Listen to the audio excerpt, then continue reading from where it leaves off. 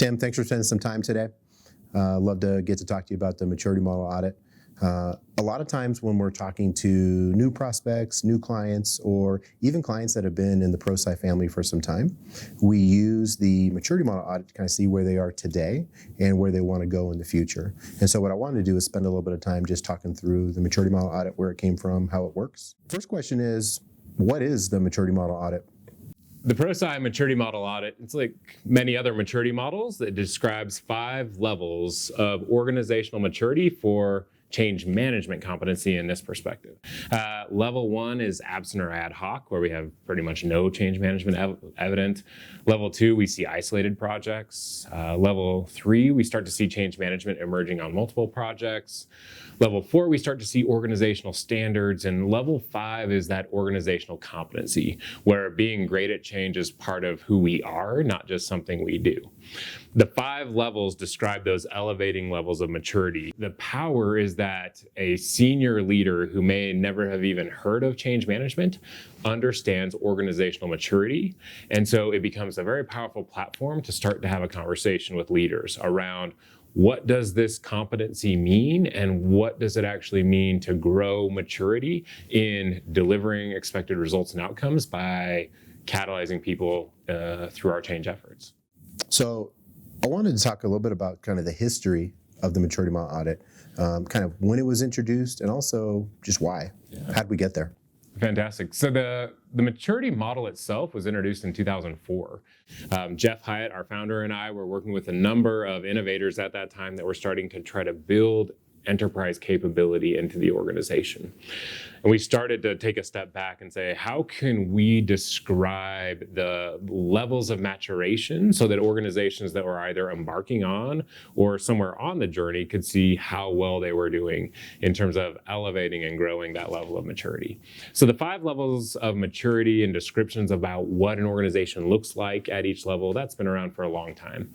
In about 2011, we realized that there was the ability to add a diagnostic tool behind it. And that's where we engaged with our clients, with the research, with others in the field to identify a more robust set of capabilities and then a diagnostic tool that sits behind it so that an organization could go beyond saying, we feel like we're about a level 2 to having real meaningful targeted conversation about what it means to be mature in change management and arrive at a quantified 1.85 with a team going through a true diagnostic. Okay, maybe we'll take that one just a step further. You're talking a little bit about the scoring. So I just wanted to understand a little bit more about how the scoring works. Yeah, very good. So the Maturity Model Audit is built around 5 capability areas that we could observe in an organization. I could look in and see the level of leadership support of change management, application on projects, the competencies of practitioners and employees throughout the organization, how well we've socialized, and if we've standardized around change management. Out of those capability areas come 50 very specific factors. And each of those factors has a set of rubric scoring underneath it. I have teachers in my lives, and so I'd been exposed to rubric scoring for a number of years. And so we'll take a factor like, does the effort to grow change management capability have an executive sponsor? And that is one of the factors. And then we're able to look at that. What does a level 1 organization look like for that factor? No sponsor at all. Level 2, we've got a sponsor, not the right person, not really engaged. Level 3, right sponsor, not engaged, or not quite the right person, but we're really starting to get some momentum. Level 4, we got the right sponsor in the right place, and they're starting to be behind this. And level 5, we have a sponsor who truly preaches and evangelizes and really sponsors this effort to grow enterprise capability. So we've been able to take the 5 levels, add definition with those capability areas, and then each specific factor has rubric definition so that you truly are building that picture of what change management maturity looks like in the organization. So I want to talk more about the capability areas. One of the things I think is interesting in my role here at Prosci is that, I get to see all of the education that we're providing in the United States. This year, we're going to do somewhere between 350 and 400 Prosci delivered certification programs. And so that's really hitting on kind of training and skill building within the maturity model and kind of an ECM approach. And so when we bring the maturity model to folks, it's really nice for us to open their eyes that there's more things going on than just their effort to training. That is a piece of maturity, but it's not the whole thing. So I wonder if you could dive deeper on those 5 capability areas. Yeah, absolutely. Because I think you're 100% right that building individual skill sets around leading change, regardless of where you set in the organization, it is necessary but not sufficient to grow organizational enterprise muscle, right? So individual competencies is one of those 5 capability areas. But we make sure to look beyond the practitioner and say, how are we growing competencies at leading change throughout the organization? Because we know leading change takes a village. It's not enough to just have a bunch of specialized practitioners. We do need to grow the competency across the organization. But those individual competencies is one of the 5 capability areas we look at. The one we look at first is actually leadership. And I'm not talking about just do we have good leadership in the organization? It's leadership support of this building change management capability. Do we have a vision? Do we have a steering committee? Have leaders articulated how critically important growing change management capability or growing organizational agility is for the organization? So that's that leadership capability area. The second one we look at is project. So how much are we applying change management? What percentage of our projects have structured, intentional change management being applied? What percentage of our projects have resources? Do we have a common approach? Do we have tools that are being used? So what parts of the organization, what types of projects, we really start to look and diagnose how change management is being applied across projects in the organization. The third is individual competencies. So we look at that whole skill set piece, but it's just one of the pieces. The fourth is around standardization. So have we selected a common approach, started to drive towards common language, created job roles, career paths, provisioned of tools across the organization. So that standardization is really around getting us on the same sheet of music. And then the fifth capability area is socialization. Have we started to talk about the fact that preparing our people, supporting our people through change is a cultural value of ours. It's not just something we do occasionally on projects, it's part of who we are. We see our ability to change as essential to our identity as an organization. We acknowledge adoption and usage, and we treat people the right way in the organization. Have we socialized those messages? So we get the 5 levels that describe the maturation, and then the 5 capability areas are those observable attributes. I could come in and walk around your organization for a day and start to really get a sense of what maturity really means in the organization. I also wanted to understand when Prosci engages with organizations, what are some of the ways that we go about kind of conducting the audit, and who are those people that should be involved in that? Great question, because the audit is certainly not something like an employee engagement survey where we would send 12 questions to every employee in the organization, right? We are very much talking about some specialized understanding and knowledge and visibility into the organization when we get to the depth of those 50 factors. And so that tends to be what we would call the deployment leader or the capability architect inside the organization that we would sort of team up with. That person will usually do one themselves, right? Just so that they get a sense of where they are. The real power of the maturity model audit is creating a shared vision with a group of folks that are actually trying to increase maturity in the organization. And so our advisors will do what's called a strategic alignment workshop, where they'll get the right people in the room, and we work with them, you know this, we work hard to get the right people in the room.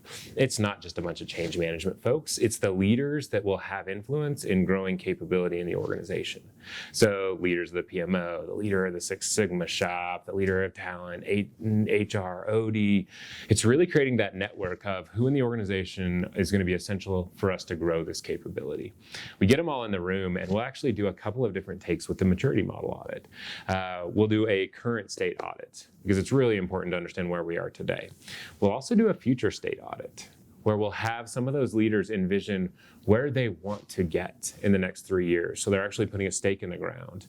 And so the power of the audit in that sort of an engagement, that facilitation, is not only getting everybody's fingerprints on where we are today, where we want to get to, but also creating a shared understanding of what organizational maturity actually means.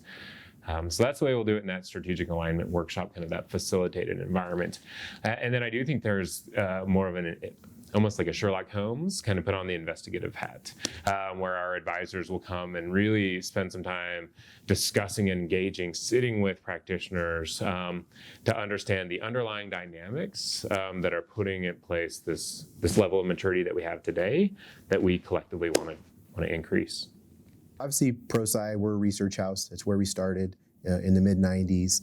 And so what does the research say about an organization who achieves increasing change management maturity to the results they're going to see on projects or project outcomes? Yeah, great question, right? Because it takes energy and time and effort to grow an enterprise capability and change, right? And so the question is this worth the payoff, right? The research data tells us that this is not a luxury, this is a necessity. What we did is we looked at the overall success rate of the entire portfolio of change in the organization. In our research overall, that success rate came in at 51%. If I look at just level 1 organizations, that success rate drops to 39%. If I look up at my level 4, level 5 organizations, that number gets up into the nearly 2/3, 66%. So what that means is that growing maturity in change management increases the success rate of the portfolio, the entire portfolio of change. And that's the conversation we need to have at that senior leadership level, where change management muscle is not something that just the change management practitioners are worried about and doing.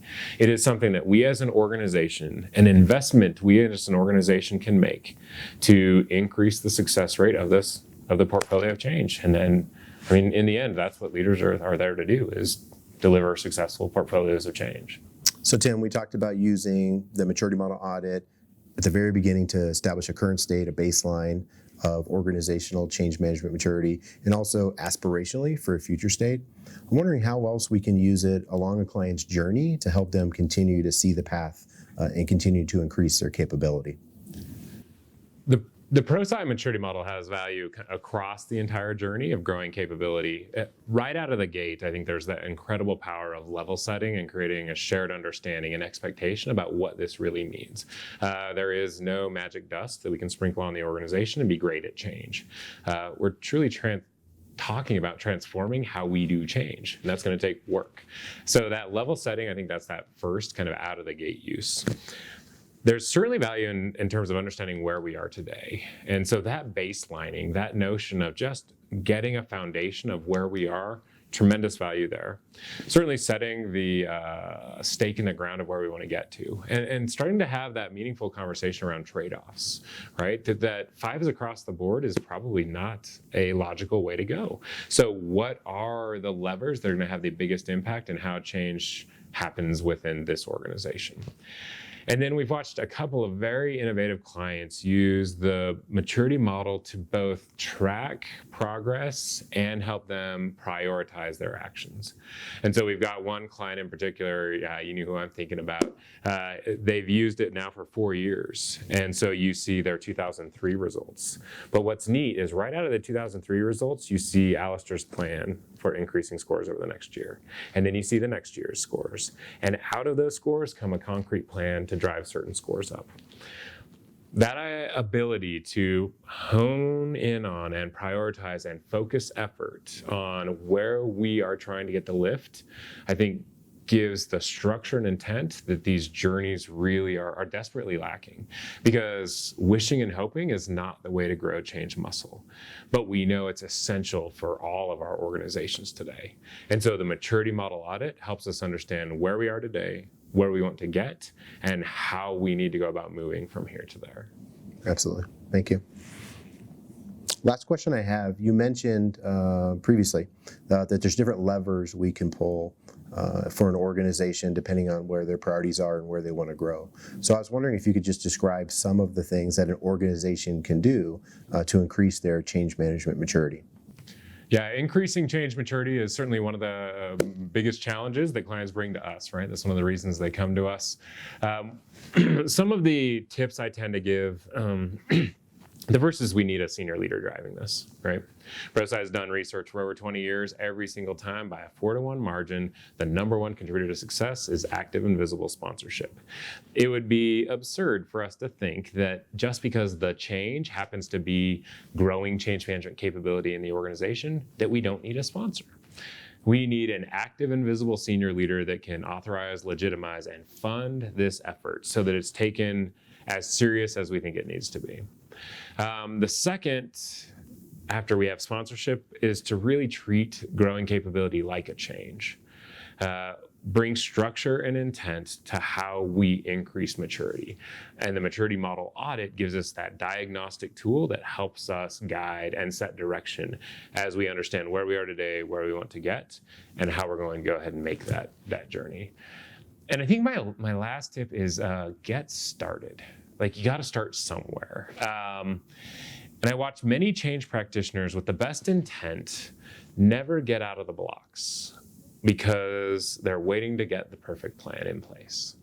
And my encouragement to them is that there's always opportunity to improve how change is happening in the organization.